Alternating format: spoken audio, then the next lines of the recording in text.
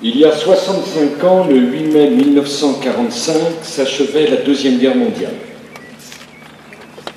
Le 19 mars, le dernier soldat allemand avait quitté le sol alsacien.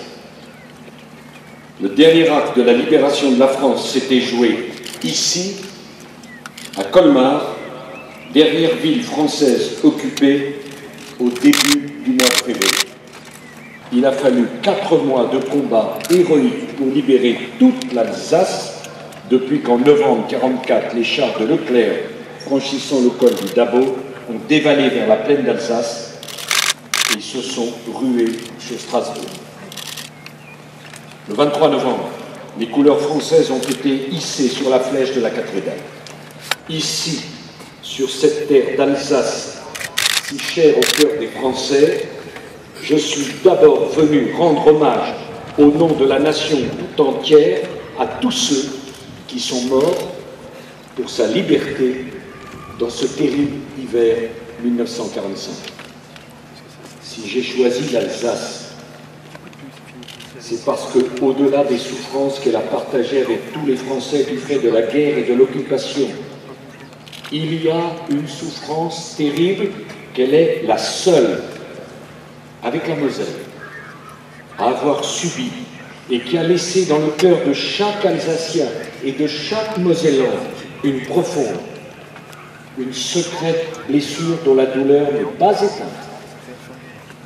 Il fallait qu'un président de la République vînt un jour ici pour dire aux Français ce que fut le drame de l'Alsace et de la Moselle. Je suis venu aujourd'hui en Alsace réparer une injustice. La pire des souffrances fut celle qui a été le plus occultée. Le silence qui s'est fait autour d'elle n'a fait qu'ajouter à la douleur, parce que ce silence était comme un soupçon. À partir de 1942, les Alsaciens et les Mosellans furent enrôlés de force dans l'armée allemande. On leur mit un uniforme qui n'était pas celui du pays vers lequel allait leur cœur et leur fidélité.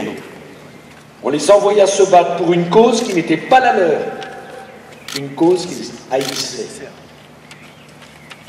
On les força à agir contre leur patrie, contre leur serment, contre leur conscience. Ils furent 130 000. 30 000 sont morts au combat. 10 000 furent portés disparus. Les malgré nous ne furent pas des traîtres. Les menaces de représailles qui pesaient sur leurs familles ne leur laissaient pas le choix. Ce furent des victimes du nazisme, des victimes du pire régime d'oppression que l'histoire ait connu. Les victimes d'un véritable crime de guerre. Le destin tragique de ces hommes fait partie de notre histoire nationale,